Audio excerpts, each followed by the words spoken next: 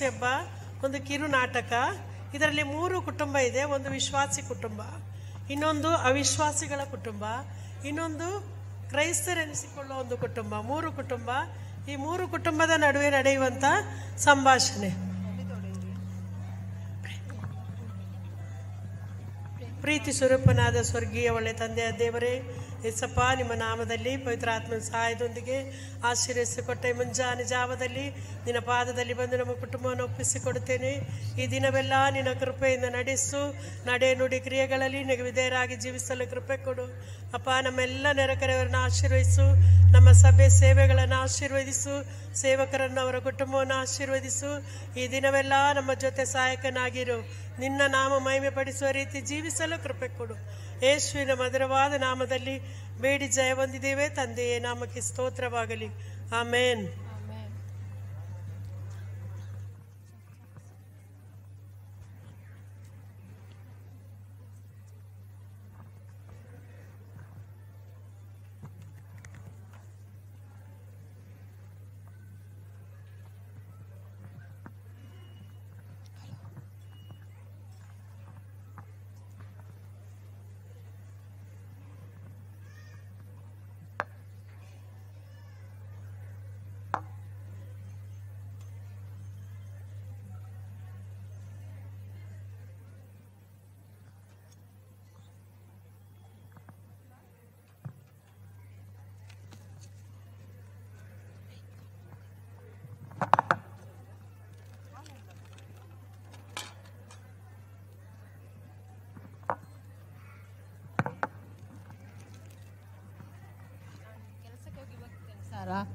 Hello, sir ನಾನು ಕೆಲಸಕ್ಕೆ ಹೋಗಿ ಬರ್ತೇನೆ. ಜಾಗ್ರತೆ.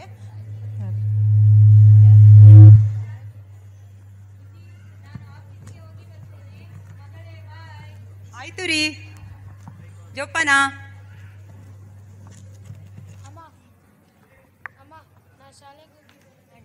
ಸರಿ ಮಗ, ನಿಲ್ಲು ಮಗ. ಪ್ರಾರ್ಥನೆ ಮಾಡಬೇಕಲ್ಲ, ಬೈಬಲ್ ಓದಿದ್ಯಾ? ಹಾಂ, 1 ನಿಮಿಷ ಪ್ರಾರ್ಥನೆ ಮಾಡು. ಪರಿಶುದ್ಧನಾದ ನನ್ನ ಪರಲೋಕ ತಂದೆ, ಅಪ್ಪ, ಈ ಸಮಯಕ್ಕಾಗಿ ಸ್ತೋತ್ರ ಸ್ವಾಮಿ. ಮಗನು ಶಾಲೆಗೆ ಹೋಗೋಣ ಬರೋಣ ಕಾಯ್ದು ಕಾಪಾಡು ಸ್ವಾಮಿ. ಒಳ್ಳೆಯ ಬುದ್ಧಿಯನ್ನು ಕೊಟ್ಟು ನಡೆಸು ಸ್ವಾಮಿ. ಅವನು ಹೋಗೋಣ ಬರೋಣ ಕಾಯ್ದು ಕಾಪಾಡು ಯೇಸುವೆ. ನಿನ್ನ ನಾಮದಲ್ಲಿ ಮಗನನ್ನು ಆಶೀರ್ವದಿಸ್ತೇನೆ ತಂದೆಯೇ. ನೀನು ಕೊಟ್ಟ ಕೃಪೆಗಾಗಿ ಸ್ತೋತ್ರ. ಆಮೇನ್. ಜಾಗ್ರತೆ, ಜಾಗ್ರತೆ. ಹೋಗಿ ಬಾ. ಓಕೆ, ಬಾಯ್.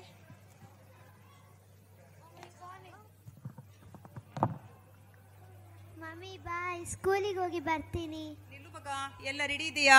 Water bottle, tiffin, ID card, bus ಬಂತೇನೆ ಸ್ಕೂಲದು. ಓಕೆ, ಜೋಪಾನ, ನಿಧಾನವಾಗಿ ಹೋಗಿ ಬಾ. ಬಾಯ್.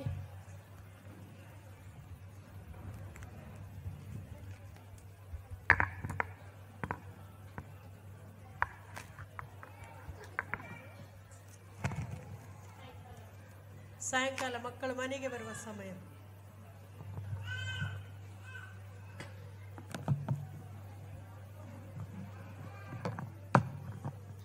ಅಮ್ಮ, ನಾ ಬಂದೆ. ಮಗ, ಬಾ ಮಗ, ಕೂತ್ಕೋ. ಮಗ ತಿಂಡಿ ಕೊಡ್ತೇನೆ. ಮಗ, ಇವತ್ತು ಶಾಲೆಯಲ್ಲಿ ಎಂತ ಆಯ್ತು ಮಗ? ಟೀಚರ್ ಎಂತ ಹೇಳಿದ್ರು? ಎಂತ ಆಕ್ಟಿವಿಟಿ ಮಾಡಿದ್ರಿ? ಇವತ್ತು ಹೋಮ್ವರ್ಕ್ ಉಂಟು ಅಮ್ಮ. ಹೋಮ್ವರ್ಕ್ ಕೊಟ್ಟಿದ್ದಾರ?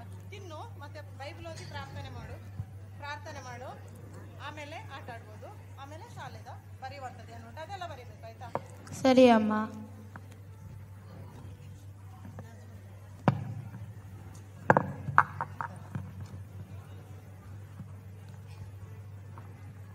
ಮಮ್ಮಿ, ನಾನು ಬಂದೆ. ಓ, ಬಂದಿಯ ಮಗಳೇ? ಓಕೆ. ಏನು ಬೇಕು ನಿಮಗೆ ಕುಡಿಲಿಕ್ಕೆ? ನನಗೆ ಜ್ಯೂಸ್ ಕೊಡಿ. ಓಕೆ ಮಗ, ಕೊಡ್ತೇನೆ. ಇಲ್ಲ, ನನಗೆ ಇದು ಬೇಡ. ನನಗೆ ಐಸ್ ಕ್ರೀಮ್ ಬೇಕು. ಯಾಕೆ? ಜ್ಯೂಸ್ ಬೇಡನಾ? ಮತ್ತೇನು ಬೇಕು ನಿಂಗೆ? ನನಗೆ ಇದು ಐಸ್ ಕ್ರೀಮ್ ಬೇಕು. ಐಸ್ ಕ್ರೀಮ್ ತಿನ್ನೋ ಹೊತ್ತೇನೆ ಇದು. ಜ್ಯೂಸ್ ಕುಡಿ. ತಗೋ ಮಗಳೇ, ತಗೋ ಐಸ್ ಕ್ರೀಮ್. ನನಗೆ ಮೊಬೈಲ್ ಕೊಡಿ. ಯಾಕೆ ಕಿರಿಕಿರಿ ಮಾಡ್ತಾ ಇದೆಯಲ್ಲ ತುಂಬಾ? ಯಾಕೆ ಹೋಮ್ವರ್ಕ್ ಕೊಡ್ಲಿಲ್ವೇನೆ ನಿಂಗೆ? ದೊಡ್ಡವರ ಮಕ್ಕಳ ಸಹವಾಸನೆ ಇದೆ. ಯಾವಾಗ ನೋಡಿದ್ರು ಮೊಬೈಲ್ ಕೊಡಿ, ವಾಟ್ಸಪ್ ನೋಡ್ತೇನೆ, ಇದು ನೋಡ್ತೇನೆ, ಇದೆ. ದೊಡ್ಡಸ್ತಿಗೆ ಹೀಗೆ ಇರಬಾರ್ದು ಮಗಳೇ. ಏನು ಹೋಮ್ವರ್ಕ್ ಇಲ್ವಾ? ಇಲ್ಲ. ಯಾಕೆ ಕೊಡ್ಲಿಲ್ವಾ?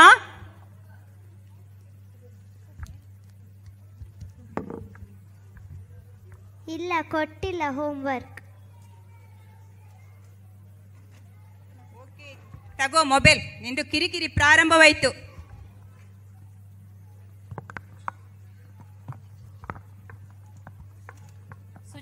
ಸುಜಾತಕ್ಕ ಹಾ ಬಂದೆ ಕವಿತಕ್ಕ. ಮಕ್ಕಳೆಲ್ಲ ಸ್ಕೂಲಿಗೆ ಹೋಗಿ ಆಯ್ತಾ? ಹಾ ಸ್ಕೂಲಿಗೆ ಹೋಗಿ ಆಯ್ತು ಕವಿತಕ್ಕ. ಹಾಗಾದ್ರೆ ನಾವು ಮಾರ್ಕೆಟಿಗೆ ಹೋಗಿ ಬರುವ. ಆಯ್ತು ಸರಿ ಅಕ್ಕ, ಹೋಗಿ ಬರುವ.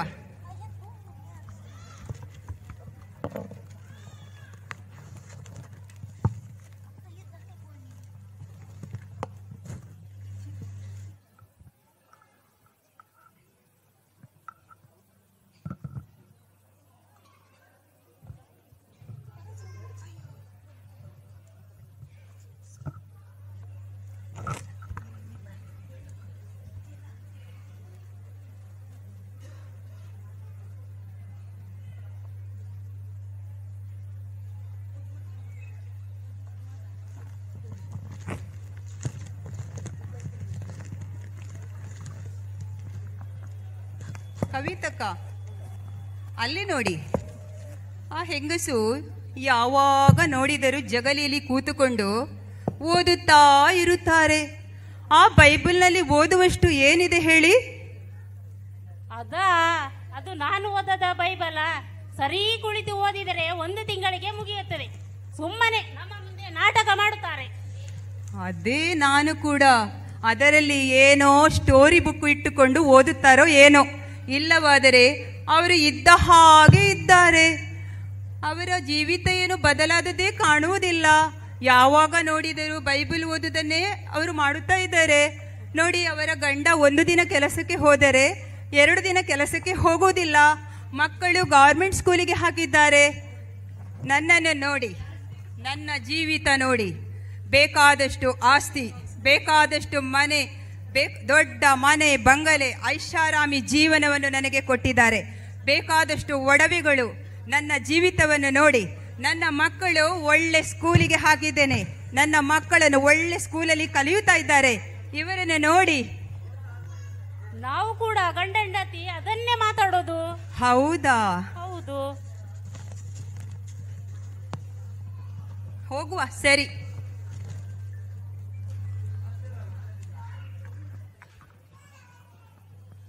ದೇವರೇ, ಇವರನ್ನು ಕರುಣಿಸು ಸ್ವಾಮಿ. ಇವರು ಏನು ಮಾತಾಡ್ತಾರೆ ಅವ್ರಿಗೆ ಗೊತ್ತಿಲ್ಲ ದೇವರೇ. ಅಪ್ಪ, ಅವರು ನನ್ನ ನೆರೆಯವರು ಕರ್ತನೆ. ಅವರು ನನ್ನ ಜೊತೆಯಲ್ಲಿ ಪರಲೋಕದಲ್ಲಿ ಸಹ ನನ್ನ ಜೊತೆ, ಅವರ ಕುಟುಂಬವಾಗಿ ನನ್ನ ಜೊತೆ ಬರಬೇಕು ದೇವರೇ. ಇವರನ್ನು ಕರುಣಿಸು ದೇವರೇ. 2 ದಿನದ ನಂತರ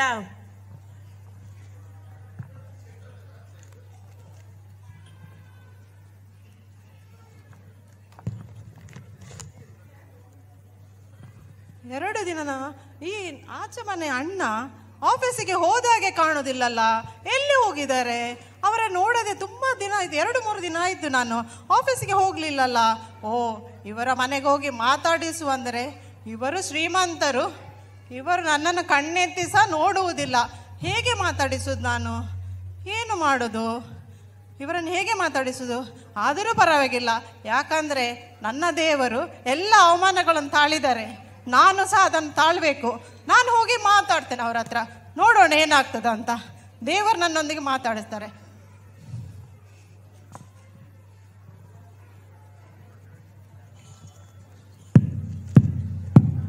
ಅಕ್ಕ, ಅಕ್ಕ. ಹಾ, ಯಾರದು? ಬಂದೆ. ಹೋ, ನೀವಾ? ಏನು ವಿಷಯ? ಏನು ನಮ್ಮ ಮನೆ ಮುಂದೆ ಬಂದು ನಿಂತಿದ್ದೀರಿ? ಏನಿಲ್ಲ ಅಕ್ಕ, ಅಣ್ಣ ಊರಲ್ಲಿಲ್ಲವ. ಅಣ್ಣನನ್ನು 2-3 ದಿನ ಆಯಿತು ನಾನು ನೋಡಲೇ ಇಲ್ಲ. ಅಣ್ಣ ಆಫೀಸಿಗೆ ಹೋದಾಗೆ ಇಲ್ಲ. ಏನಾಯಿತು? ಎಲ್ಲಿದ್ದಾರೆ ಅಣ್ಣ? ಇದ್ದಾರೆ. ಅವರಿಗೆ ಮೊನ್ನೆಯಿಂದ ಹುಷಾರಿಲ್ಲ. ಸ್ವಲ್ಪ ಆರೋಗ್ಯದಲ್ಲಿ ಏರುಪೇರಾಗಿ ಈಗ ಮನೆಯಲ್ಲಿದ್ದಾರೆ. ವೈದ್ಯರ ಹತ್ತಿರ ಹೋಗಿದ್ದೇವೆ. ಅವರೀಗ ಅಡ್ಮಿಂಟ್ ಆಗಬೇಕು. ಸ್ವಲ್ಪ ನಿಮ್ಮ ಗಂಡನಿಗೆ ತುಂಬ ಪ್ರಾಬ್ಲಮ್ ಇದೆ ಎಂದು ಹೇಳಿದ್ದಾರೆ. ತುಂಬ ಚಿಂತೆ ಆಗ್ತಿದೆ. ಏನು ಮಾಡುವುದೆಂದು ಗೊತ್ತಾಗುವುದಿಲ್ಲ. ಬ್ಲಡ್ ಟೆಸ್ಟ್ ಕೊಟ್ಟು ಬಂದಿದ್ದೇವೆ. ರಿಪೋರ್ಟ್ ಬಂದ ಮೇಲೆ ವಿಷಯ ತಿಳಿಯುತ್ತದೆ ಎಂದು ಹೇಳಿದ್ದಾರೆ. ತುಂಬ ಭಯದಲ್ಲಿದ್ದೇವೆ. ಅಡ್ಮಿಂಟ್ ಆಗಲು ಅವರು ಕೇಳುವುದಿಲ್ಲ, ಏನು ಮಾಡುವುದೆಂದು ಗೊತ್ತಾಗುವುದಿಲ್ಲ. ಆಸ್ಪತ್ರೆಗೆ ಒಂದು ದಿನ ಹೋದವರು ನಾವು ಅಲ್ಲ, ಏನು ಮಾಡುವುದಂತಲೇ ಗೊತ್ತಾಗುವುದಿಲ್ಲ. ಚಿಂತೆ ಮಾಡಬೇಡಿ ಅಕ್ಕ, ಯಾಕಂದರೆ ನಮ್ಮ ದೇವರ ವಾಕ್ಯ ಹೇಳ್ತದೆ, ಆತನ ಬಾಸುಂಡೆಗಳಿಂದ ನಮಗೆ ಗುಣವಾಗಿದೆ, ನೀವು ನಂಬಿದರೆ ದೇವರ ಮಹಿಮೆಯನ್ನು ಕಾಣುವಿರಿ. ಹೋ, ಅದು ನಾನು ಅವರಿಗೆ ಪ್ರಾರ್ಥನೆ ಮಾಡಬಹುದಾ? ಅದು ನಿಮ್ಮ ದೇವರಲ್ಲವಾ? ನನ್ನ ಗಂಡನಿಗಾಗಿ ಪ್ರಾರ್ಥಿಸಿದರೆ ಗುಣ ಮಾಡ್ತಾರಾ? ಖಂಡಿತವಾಗಿ ಮಾಡ್ತಾರೆ. ಯಾಕಂದರೆ ನಮ್ಮ ಬೈಬಲಲ್ಲಿ ಯೋಹಾನನು ಬರೆದ ಸುವಾರ್ತೆ 3:16 ದೇವರು ಲೋಕದ ಮೇಲೆ ಎಷ್ಟೋ ಪ್ರೀತಿಯನ್ನಿಟ್ಟು ತನ್ನ ಒಬ್ಬನೇ ಮಗನನ್ನು ಕಳಿಸಿಕೊಟ್ಟನು, ಆತನನ್ನು ನಂಬುವ ಒಬ್ಬನಾದರೂ ನಾಶವಾಗದೆ ಎಲ್ಲರೂ ನಿತ್ಯ ಜೀವವನ್ನು ಹೊಡೆಯಬೇಕೆಂದು ಆತನನ್ನು ಕಳಿಸಿಕೊಟ್ಟನು. ಹೌದಾ? ಎಂಥ ಒಳ್ಳೆ ಮಾತು ಹೇಳಿದ್ದೀರಿ. ಓ, ನನ್ನ ಗಂಡನನ್ನು ಹಾಗಾದರೆ ನನ್ನ ಗಂಡನಿಗಾಗಿ ಪ್ರಾರ್ಥಿಸಿರಿ. ನನ್ನ ಗಂಡನನ್ನು ಗುಣಪಡಿಸ್ತಾರೆಂಬ ನಂಬಿಕೆ ನನಗಿದೆ. ಖಂಡಿತವಾಗಿ ನನಗೆ ಪ್ರಾರ್ಥಿಸಿರಿ. ಬನ್ನಿ. ಓ, ಬಂದೆ.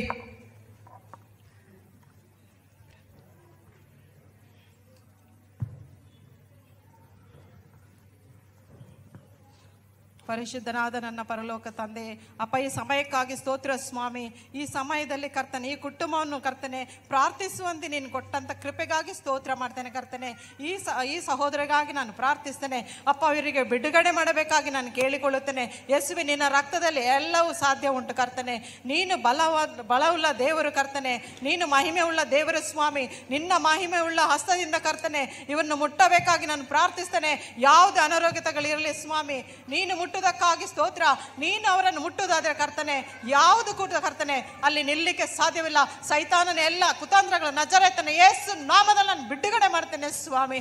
ಅಪ್ಪ ಕರ್ತನೆ, ಈ ಸಹೋದರಿಗೆ ಇವರಿಗೆ ಕೊಟ್ಟಂತ ಈ ಕುಟುಂಬಕ್ಕೆ ದೇವರೇ ನಿನ್ನ ಆಶೀರ್ವಾದವನ್ನು ಕೊಡಿ ಸ್ವಾಮಿ. ಯೇಸುವಿನ ನಾಮದಲ್ಲಿ ನಾನು ಪ್ರಾರ್ಥಿಸ್ತೇನೆ ತಂದೆಯೇ, ಆಮೇನ್.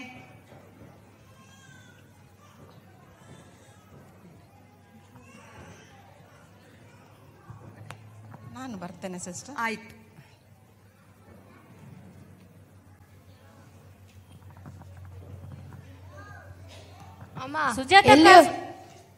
ಅಮ್ಮ ಎಲ್ಲಿ ಹೋಗಿದ್ದೀರಿ? ನಾನು ಪಕ್ಕದ ಮನೆಗೆ ಹೋಗಿದ್ದೆ ಮಗ. ಅಲ್ಲಿ ಅವರಿಗೆ ಅಣ್ಣನಿಗೆ ಹುಷಾರಿರಲಿಲ್ಲ, ಅದಕ್ಕೆ ನಾನು ಪಕ್ಕದ ಮನೆಗೆ ಹೋಗಿ ಅವರಿಗೆ ಪ್ರಾರ್ಥನೆ ಮಾಡಿ ದೇವರ ವಾಕ್ಯ ಹೇಳಿ ಬಂದೆ ಮಗ. ಅಮ್ಮ, ಅವರ ಹತ್ರ ದೊಡ್ಡ ಮನೆ ಕಾರ್ ಎಲ್ಲ ಉಂಟಮ್ಮ, ಅದಕ್ಕೆ ನಮಗೆ ಯಾಕೆ ಇಲ್ಲಮ್ಮ? ನಮಗೆ ದೇವರ ಮಗನೇ ನೀನು ಚಿಂತೆ ಮಾಡಬೇಡ. ಯಾಕಂದರೆ ನಾವು ಈ ಲೋಕದವರಲ್ಲ. ಈ ಲೋಕದಲ್ಲಿ ನಮಗೆ ಏನಿಲ್ಲದಿದ್ದರೂ ನಾವು ಪರಲೋಕದವರು. ನೀನು ದೇವರಲ್ಲಿ ಪ್ರಾರ್ಥನೆ ಮಾಡು. ಯಾಕಂದರೆ ಅವರಿಗೆ ದೇವರೆಲ್ಲವನ್ನು ಕೊಟ್ಟಿದ್ದಾನೆ, ನಮಗೆ ಕೂಡ ಕೊಡಲಿ ಅಂತ ನೀನು ಪ್ರಾರ್ಥನೆ ಮಾಡು. ಹೌದಾ ಅಮ್ಮ? ಹೌದು ಮಗನೇ, ನಾವು ಈ ಲೋಕದಲ್ಲಿ ಪ್ರಯಾಣ ಮಾಡುವವರಾಗಿದ್ದೇವೆ ಮಗ. ನಾವು ಪರಲೋಕಕ್ಕೆ ಸೇರುವವರಾಗಿದ್ದೇವೆ, ಪರಲೋಕಕ್ಕೆ ಸೇರ್ತೇವೆ. ನಮಗೆ ಅಲ್ಲಿಯ ವೈಭವ ನಾವು ಹೇಳಿ ತೀರ್ಲಿಕ್ಕೆ ಸಾಧ್ಯ ಅಲ್ಲ. ಅಲ್ಲಿ ಅಂಥ ಒಂದು ಸಮೃದ್ಧವಾದಂಥ ಆಶೀರ್ವಾದ ಅಲ್ಲಿ ನಮಗೆ ಉಂಟು. ನಿತ್ಯ ದೇವರಿಗೆ ನಮ್ಮನ್ನು ಒಪ್ಪಿಸಿಕೊಟ್ಟು, ನಮ್ಮ ಜೀವಿತವನ್ನು ದೇವರಿಗೆ ಒಪ್ಪಿಸಿಕೊಟ್ಟು ನಾವು ಆತನ ರಾಜ್ಯಕ್ಕಾಗಿಯೂ ನೀತಿಗಾಗಿಯೂ ತವಕ ಪಡುವಾಗ ಉಳಿದೆಲ್ಲವೂ ನಮಗೆ ಕೊಡಲ್ಪಡ್ತದೆ ಮಗ. ಸರಿ ಅಮ್ಮ, ನಾನು ಪ್ರಾರ್ಥನೆ ಮಾಡ್ತೇನೆ. ಸುಜಾತಕ್ಕ. ಹಾ, ಬಂದೆ ಕವಿತಕ್ಕ. ಮತ್ತೆ ಹೇಗಿದ್ದೀರಿ? ನಾನ್ ಚೆನ್ನಾಗಿದ್ದೇನೆ, ನೀವ್ ಹೇಗಿದ್ದೀರಿ? ಓ, ನಾನು ಚೆನ್ನಾಗಿದ್ದೇನೆ. ಮತ್ತೆ ನಿಮ್ಮ ಗಂಡ ಹೇಗಿದ್ದಾರೆ? ನಿಮ್ಮ ಗಂಡನಿಗೆ 2 ದಿನ ಆಯ್ತು ಹುಷಾರಿಲ್ಲಂತೆ ಅಲ್ಲ? ಮುಂಚೆ ಅದೇ ಮೊನ್ನೆಯಿಂದ ಹುಷಾರಿಲ್ಲ ಹೌದು, ಆದರೆ ಮುಂಚೆ ತುಂಬ ಭಯ ಪಡ್ತಾ ಇದ್ರು. ಆದರೆ ಈಗ ಏನು ಎಂದು ನಿಲ್ಲಿಸಿ ಬಿಟ್ರಿ? ಹಾಗೇನಿಲ್ಲ, ಹಾಗೇನಿಲ್ಲ, ನೀವು ಕೆಟ್ಟದಾಗಿ ನೆನೆಸಬೇಡಿ. ಏನು ಹಾಗೆ ಕೆಟ್ಟದಾಗಿ ಎನಿಸಬೇಡಿ? ಆ ಪಕ್ಕದ ಮನೆಯವರು ಏನಾದರೂ ಹೇಳಿದ್ರಾ? ಇಲ್ಲಪ್ಪ, ಅವರ ವಿಷಯದಲ್ಲಿ ಕೆಟ್ಟದಾಗಿ ನೀವು ಯೋಚಿಸಬೇಡಿ. ಅವರು ನಮ್ಮ ಒಳ್ಳೆಯದಕ್ಕಾಗಿಯೇ ಬಂದಿದ್ರು. ಅಂಥದ್ದೇನಪ್ಪ ಒಳ್ಳೆಯ ವಿಷಯ? ಅವರು ಏನಾದರೂ ಒಳ್ಳೆ ನಿಮ್ಮ ಗಂಡನಿಗೆ ಒಳ್ಳೆ ಔಷಧಿಯಲ್ಲಿ ಏನಾದರೂ ಮಾಡಿ ತಂದಿದ್ದಾರಾ ಹೇಗೆ? ಇಲ್ಲಪ್ಪ, ಹಾಗೇನಿಲ್ಲ. ಅವರು ಪಾಪ ನನ್ನ ಗಂಡನಿಗಾಗಿ ಬಂದು ಕಣ್ಣೀರಿನಿಂದ ಪ್ರಾರ್ಥನೆ ಮಾಡಿದರು. ನಾನು ಅವರ ವಿಷಯದಲ್ಲಿ ನಿಮ್ಮ ಹತ್ರ ಏನೇನೋ ಹೇಳಿಕೊಂಡೆ, ಕೆಟ್ಟದಾಗಿ ಹೇಳಿ ಅವರಿಗೆ ಏನೇನೋ ಕೆಟ್ಟ ಕೆಟ್ಟ ಮಾತುಗಳನ್ನು ನಾನು ಹೇಳಿದ್ದೇನೆ. ಆದರೆ ಅವರು ಮೊನ್ನೆ ದಿನ ಬಂದು ನನ್ನ ಗಂಡನಿಗಾಗಿ ಕಣ್ಣೀರಿನಿಂದ ಪ್ರಾರ್ಥನೆ ಮಾಡಿದರು. ಪ್ರಾರ್ಥನೆ ಮಾಡುವಾಗಲೇ ನನ್ನ ಗಂಡನು ಗುಣ ಆದದನ್ನು ನೋಡಿದೆ. ಜೀವಿತದಲ್ಲಿ ದೇವರ ಭರವಸೆಯ ಮಾತುಗಳನ್ನು ಅವರು ತಿಳಿಸಿದರು. ದೇವರ ವಾಕ್ಯವನ್ನು ಕೇಳುವಾಗಲೇ ನನ್ನ ಗಂಡನ ಮುಖದಲ್ಲಿ ಎಲ್ಲಿಲ್ಲದ ಸಂತೋಷ ಸಮಾಧಾನವನ್ನು ನಾನು ನೋಡಿದೆ. ಕವಿತಕ್ಕ, ಗೊತ್ತಾ? ಹೌದೌದು, ವರ್ಣಿಸಲಿ ಅವರಿಗೆ ಕಲಿಸಿಕೊಡಬೇಕಾ? ಅವಕಾಶಕ್ಕಾಗಿ ಕಾಯ್ತಾರೆ. ಅವಕಾಶ ಸಿಕ್ಕಿದ ಕೂಡಲೇ ಸಭೆಗೆ ಬನ್ನಿ ಎಂದು ಕರೆಯುತ್ತಾರೆ. ಅವಕಾಶಕ್ಕಾಗಿ ಯಾವಾಗ ಸಭೆಗೆ ಬನ್ನಿ ಎಂದು ಕರೆಯುತ್ತಾರೆ. ಅವಕಾಶ, ನೀವು ಮನೆಯಲ್ಲಿ ಫ್ರೀಯಾಗಿ ಇದ್ದೀರಲ್ಲ, ಹೋಗಿ ಆಗ ನಿಮಗೆ ಗೊತ್ತಾಗುತ್ತೆ. ಹೋಗಿ.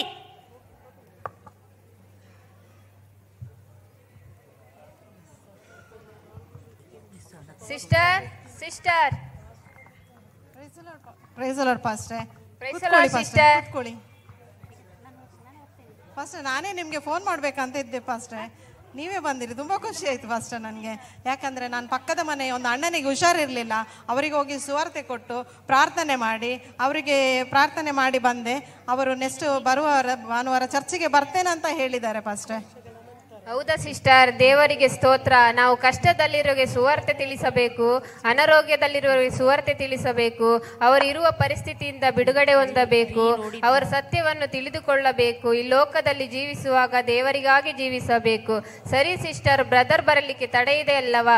ನಾನು ಪ್ರಾರ್ಥನೆ ಮಾಡಿ ಹೊರಡುತ್ತೇನೆ. ಇನ್ನೂ ಬೇರೆ ಮನೆ ವಿಸಿಟ್ ಮಾಡಬೇಕು. ಸ್ತೋತ್ರ ಸ್ತೋತ್ರ ಸ್ತೋತ್ರ ಸ್ವಾಮಿ. ನಮ್ಮನ್ನು ಬಹಳವಾಗಿ ಪ್ರೀತಿ ಮಾಡುವ ಸ್ವರ್ಗೀಯ ತಂದೆಯಾದ ದೇವರನಿಗೆ ಸ್ತೋತ್ರ ಕರ್ತನೆ. ಈ ಸಮಯದಲ್ಲಿ ಸಿಸ್ಟರ್ ಸಾರಾ ಹಾಗೂ ಅವರ ಕುಟುಂಬವನ್ನು, ಅವರ ಮಗನ ನಿನ್ನ ಕರಳಿಗೆ ಒಪ್ಪಿಸ್ತಿದ್ದೇನೆ ಸ್ವಾಮಿ. ನೀನು ಹೇರಳವಾಗಿ ಆಶೀರ್ವದಿಸು, ಅವರ ಕೈ ಕೆಲಸವನ್ನು ಆಶೀರ್ವದಿಸು ಸ್ವಾಮಿ. ಸಿಸ್ಟರ್ ಸಾರಾ ಅವರ ನೆರೆಯವರಿಗೆ ಸುವಾರ್ತೆಯನ್ನು ತಿಳಿಸಿದ್ದಾರೆ, ಅವರ ಸತ್ಯವನ್ನು ತಿಳಿದುಕೊಂಡು ರಕ್ಷಣಾ ಮಾರ್ಗಕ್ಕೆ ಬಂದಿದ್ದಾರೆ. ಅವರ ಮೂಲಕ ಇನ್ನೂ ಹೆಚ್ಚಿನ ಕುಟುಂಬಗಳು ರಕ್ಷಣೆ ಹೊಂದುವಂತೆ ನೀನು ಸಹಾಯ ಮಾಡು. ಈ ಪ್ರಾರ್ಥನೆ ನಿನ್ನ ಕರಳಿಗೆ ಒಪ್ಪಿಸಿದ್ದೇನೆ. ಪ್ರಾರ್ಥನೆ ಕೇಳಿದಕ್ಕಾಗಿ ಸ್ತೋತ್ರ. ಯೇಸುವಿನ ನಾಮದಲ್ಲಿ ತಂದೆಯೇ, ಆಮೇನ್.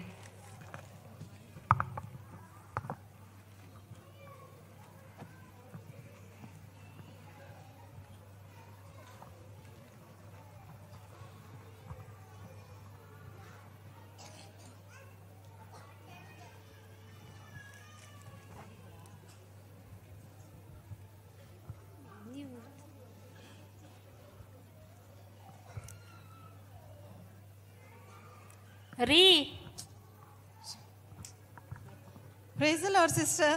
ನಾವು ಚರ್ಚಿಗೆ ಬರ್ತೀರಾ? ಬರ್ತೇವೆ, ಖಂಡಿತ ನಾವು ಚರ್ಚಿಗೆ ಬರ್ತೇವೆ. ಓಕೆ.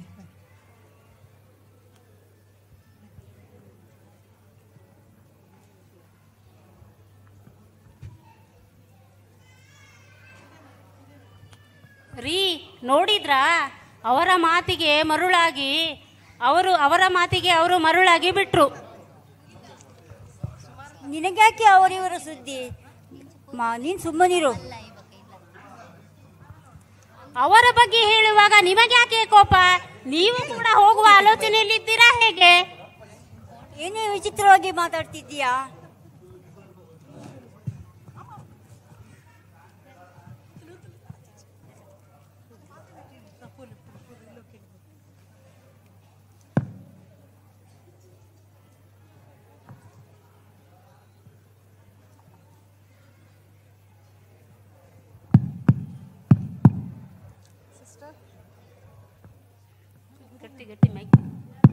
ಯಾರದು?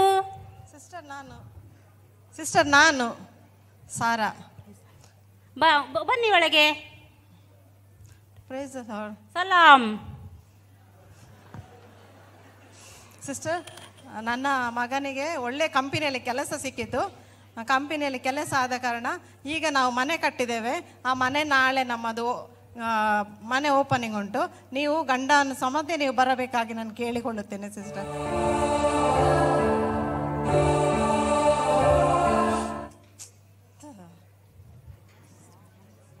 ಆಯ್ತಲ್ಲ, ನೀವು ಬನ್ನಿ, ಕರ್ಕೊಂಡು ಬನ್ನಿ. ಅಲ್ಲ, ಆಗ್ಲಿಲ್ಲ, ನೀವು ಮಾತಾಡ್ಲಿಕ್ಕೆ ಉಂಟಲ್ಲ. ಆಯ್ತು ಸಿಸ್ಟರ್.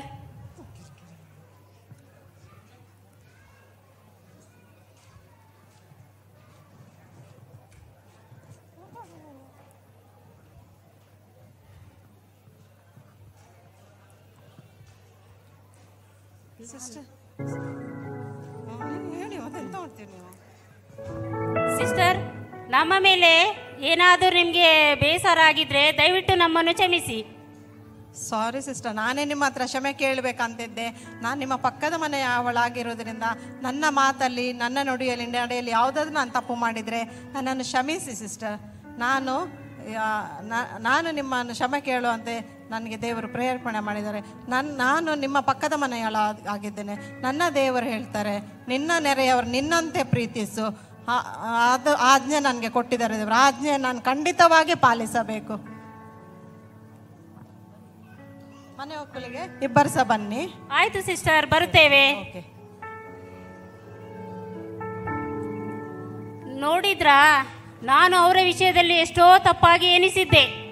ಆದರೂ ದೇವರವರಿಗೆ ಅಷ್ಟು ದೊಡ್ಡ ಸ್ಥಿತಿಗೆ ಕೊಟ್ಟಿದ್ರು ಮರೆಯದೆ ನಮ್ಮನ್ನು ಮನೆ ಓಪನಿಂಗಿಗೆ ಕರೆಯಲು ಬಂದಿದ್ದಾರೆ. ಯೇಸುವನ್ನು ನಂಬಿದವರು ಅಷ್ಟು ಒಳ್ಳೆಯವರಾಗಿರುತ್ತಾರಾ? ಛೇ, ನಾನು ಅವರ ವಿಷಯದಲ್ಲಿ ತಪ್ಪಾಗಿ ತಿಳಿದೆ. ನಾನು ಅವರ ಸ್ವಭಾವ, ಪ್ರೀತಿ, ದಯೆ, ಬಡತನ, ಅವ್ರು ಯಾವಾಗಲೂ ಪ್ರಾರ್ಥನೆ ಮಾಡ್ತಾರೆ, ಯಾವಾಗಲೂ ಒಟ್ಟಿಗೆ ಕೂತ್ಕೊಂಡು ಊಟ ಮಾಡ್ತಾರೆ, ಎಲ್ಲದರಲ್ಲಿಯೂ ಪ್ರೀತಿಯಿಂದ ಇರುತ್ತಾರೆ. ಬನ್ನಿ ನಾವು ಅವರ ಮನೆಗೆ ಹೋಗಿ ಪ್ರಾರ್ಥನೆ ಮಾಡುವ, ಆಮೇಲೆ ಒಟ್ಟಾಗಿ ಚರ್ಚಿಗೆ ಹೋಗುವ. ಆಯ್ತು, ಹೋಗುವ.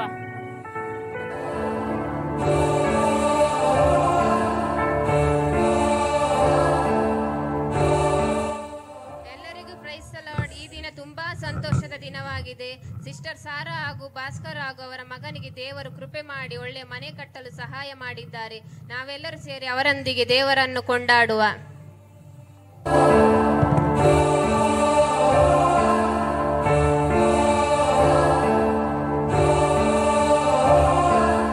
ನಾನು ನನ್ಮನೆಯು ನನ್ಮನೆಯವರೆಲ್ಲರೂ ನಿಮ್ಮನ್ನೇ ಸ್ತುತಿಸುವೆವು. ನಾನು ನನ್ಮನೆಯು ನನ್ಮನೆಯವರೆಲ್ಲರೂ ನಿಮ್ಮನ್ನೇ ಸ್ತುತಿಸುವೆವು. ಗರ್ಭದಲ್ಲಿ ಕಾದಂತೆ ಕಾದೆ, ಅದು ಅಳಿಯದೆ ಕಾಪಾಡಿ ಕಾದೆ. ಗರ್ಭದಲ್ಲಿ ಕಾದಂತೆ ಕಾದೆ, ಅದು ಅಳಿಯದೆ ಕಾಪಾಡಿ ಕಾದೆ. ಎಬಿನೇಸರೇ, ಎಬಿನೇಸರೇ, ಇದುವರೆಗೂ ಹೊತ್ತವರೇ. ಎಬಿನೇಸರೇ, ಎಬಿನೇಸರೇ, ಇದುವರೆಗೂ ಕಾದವರೇ. ಸ್ತೋತ್ರ ಸ್ತೋತ್ರ ಸ್ತೋತ್ರ.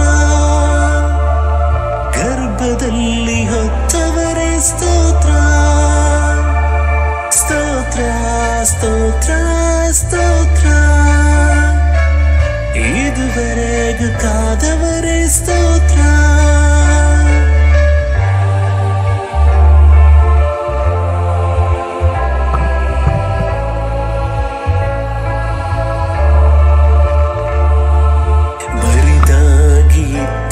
ನನ್ನ ಜೀವಿತವೆಲ್ಲ ನಿನ್ನ ಕೃಪೆಯಿಂದ ಆರಂಭಿಸಿ. ಈ ಕಥೆಯ ನೀತಿ, ರಕ್ಷಣೆ ಹೊಂದಿದ ನಮ್ಮ ಜೀವಿತ ನೆರೆಯವರ ಮುಂದೆ ಸಾಕ್ಷಿಯಾಗಿರಬೇಕು. ನಮ್ಮನ್ನು ನೋಡಿ ನಮ್ಮ ತಾಳ್ಮೆ, ಪ್ರೀತಿ, ಸಮಾಧಾನ, ಕುಟುಂಬ ಪ್ರಾರ್ಥನೆ, ಮಕ್ಕಳ ಜೀವಿತ ನೋಡಿ ನಮ್ಮ ನೆರೆಯವರು ರಕ್ಷಣೆ ಹೊಂದಬೇಕು.